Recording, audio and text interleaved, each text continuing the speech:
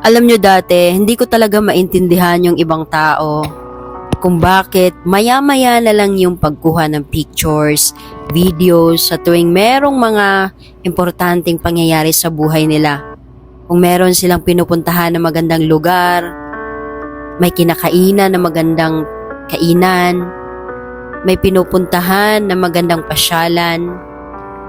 Pero dumating ako sa point na na-realize ko na kaya pala nila ginagawa yon. Hindi dahil mag-post lang sa mga social media. Ginagawa nila yon para meron silang balikan. Meron silang mga memories na titingnan. Meron silang mga pictures, video na babalik ang panoorin sa moment na yon. Sa ganung parahan, maalala nila yung mga happy moments na pinagsamahan nila sa kanilang mga mahal sa buhay.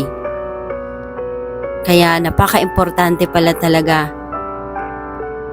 na kailangan mo rin kumuha ng videos, pictures para lang makip mo ito.